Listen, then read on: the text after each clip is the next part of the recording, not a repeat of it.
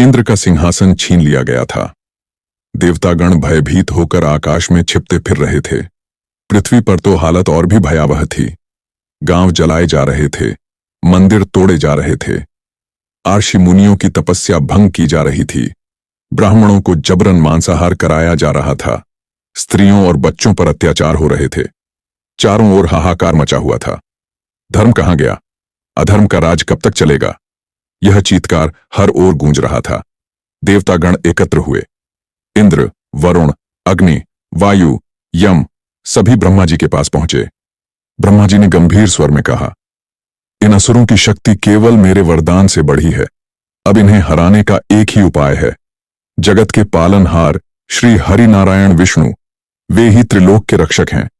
चलो हम सब वैकुंठ चलें। देवतागण विमानों पर सवार होकर वैकुंठ पहुंचे। वैकुंठ धाम की शोभा अनुपम थी। चारों ओर क्षीर सागर लहरें मार रहा था। श्वेत द्वीप पर दिव्य मंदिर था, जहां भगवान विष्णु शेषनाग की शैया पर विराजमान थे। उनकी 4 भुजाएं थीं, एक में शंख, एक में गदा, एक में पद्म और एक में चक्र। उनकी आंखें कमल के समान खिली हुई थीं। लक्ष्मी जी उनके चरण दबा रही थीं, गंधर्व गा रहे थे, अप्सराएं नृत्य कर रही थीं। देवताओं ने रोते रोते विष्णु जी के चरणों में गिरकर सारी कथा सुनाई।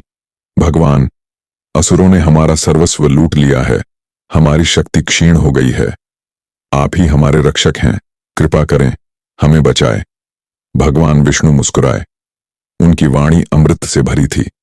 हे देवगण, चिंता मत करो।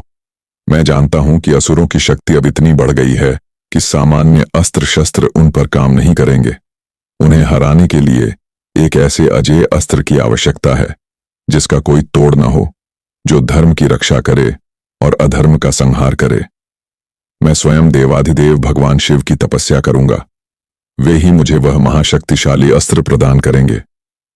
देवतागण आश्वस्त होकर लौट गए। भगवान विष्णु ने गरुड़ को बुलाया। गरुड़ की पीठ पर सवार होकर वे हिमालय की ओर चल पड़े। रास्ते में हिमालय की दिव्य शोभा देखते हुए वे सोच रहे थे, मेरे प्रभु शिव कितने दयालु हैं। उनकी कृपा से ही मैं सृष्टि का पालन करता हूं। आज मैं उनकी भक्ति की परीक्षा दूंगा। कैलाश पर्वत पहुंचकर विष्णु जी ने एक सुंदर स्थान चुना, जहां शिवलिंग स्वयं प्रकट था। चारों ओर बर्फ की चादर, नीचे गंगा का कलकल नाद, ऊपर बादल छाए हुए थे। उन्होंने संकल्प लिया, मैं शिव सहस्र नाम का 1000 बार जाप करूंगा और हर नाम के साथ एक एक कमल का फूल शिवलिंग पर अर्पण करूंगा। जब तक अनुष्ठान पूरा ना हो, ना मैं उठूंगा, ना खाऊंगा, ना पीऊंगा। विष्णु जी ने अपनी माया से 1000 दिव्य कमल के फूल एकत्र किए। वे कमल इतने सुंदर थे कि उनकी सुगंध से पूरा कैलाश महक उठा। फिर उन्होंने आंखें बंद की और ध्यान में लीन हो गए। एयम नमः शिवाय से शुरू होकर शिव सहस्र नाम का जाप शुरू हुआ। एयम शिवाय नमः, एयम महेश्वराय नमः, एयम शंकराय नमः। हर नाम के साथ वे एक कमल चढ़ाते। उनका स्वर इतना मधुर था कि आसपास के आर्षि, मुनि, गंधर्व और यहां तक कि पशु पक्षी भी मंत्रमुग्ध होकर सुन रहे थे। समय बीतता गया। 100, 200, 500, 999। भगवान शिव कैलाश के गर्भ में विराजमान थे। पार्वती जी उनके पास बैठी थीं। नंदी, भृंगी, वीरभद्र सब खड़े थे। शिव जी ने मुस्कुराते हुए कहा, पार्वती, देखो मेरे परम भक्त नारायण कितनी निष्ठा से मेरी आराधना कर रहे हैं, लेकिन मैं उनकी भक्ति की गहराई जानना चाहता हूं। शिव जी ने अपनी दिव्य शक्ति से एक कमल का फूल चुपके से गायब कर दिया। अब विष्णु जी के पास 999 कमल ही बचे थे। जब विष्णु जी 1000वें नाम एयूएम महादेवाय नमः का जाप कर रहे थे, तो उन्होंने हाथ बढ़ाया, लेकिन फूल नहीं मिला। उन्होंने चारों ओर देखा, सारे कमल गिन लिए, एक कमल गायब था। उनका हृदय कांप उठा। मेरा संकल्प अधूरा रह जाएगा, तपस्या भंग हो जाएगी, असुरों का संहार कैसे होगा। वे क्षण भर के लिए चिंतित हुए। फिर उन्हें याद आया, मुझे भक्तजन कमल नयन कहते हैं, मेरी आंखें कमल के समान हैं। बिना एक पल भी गंवाए उन्होंने अपना दाहिना नेत्र छुआ। उन्होंने एक तीखा बाण लिया जो उनके पास युद्ध के लिए था और स्वयं ही अपनी आंख निकाल ली। रक्त की धारा बह निकली, लेकिन उनके चेहरे पर वेदना नहीं, केवल भक्ति का तेज था। उन्होंने वह नेत्र शिवलिंग पर चढ़ा दिया और बोले, हे महादेव, यह मेरा अंतिम अर्पण है, मेरी भक्ति स्वीकार करें। उस क्षण पूरा ब्रह्मांड थर्रा उठा। तीनों लोकों में देवता, असुर, अर्चे सब स्तब्ध रह गए। भगवान शिव के नेत्रों में आंसू आ गए। वे तुरंत प्रकट हो गए, त्रिनेत्र, जटाजूट, गले में सर्प भस्म लगाए, डमरू बजाते हुए। पार्वती जी भी साथ थीं। शिव जी ने विष्णु जी को गले लगा लिया। हे नारायण, आज तुमने मुझे भी लज्जित कर दिया। तुम्हारी इस निस्वार्थ भक्ति के सामने मेरी कोई परीक्षा नहीं टिक सकती।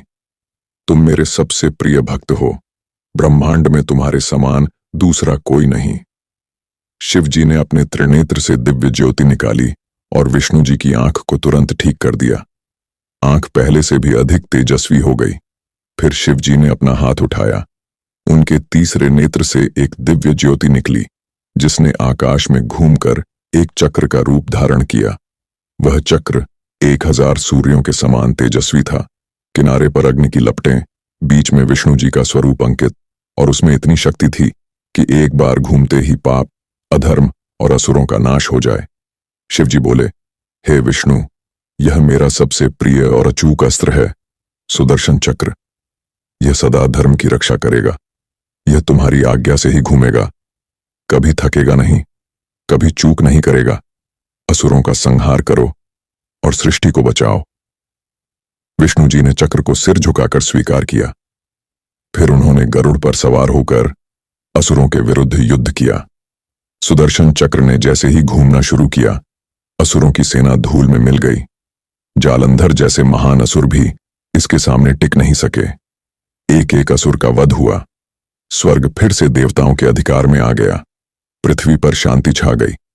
धर्म की ज्योति फिर प्रज्वलित हो उठी। भगवान विष्णु ने बाद में इस चक्र को अपने अवतारों राम, कृष्ण को भी दिया। कृष्णावतार में तो यह चक्र अनेक बार चक्रव्यूह तोड़ने, शिशुपाल का वध करने जैसे कार्यों में काम आया। यह कथा हमें सिखाती है कि सच्ची भक्ति में शरीर, धन, सब कुछ न्यौछावर कर देने की क्षमता होनी चाहिए। भगवान शिव और विष्णु एक ही हैं, हरिहर एक हैं। आप सब भी अगर शिव के सच्चे भक्त हो तो कमेंट में हर हर महादेव अवश्य लिखना। जय श्री विष्णु, जय महादेव।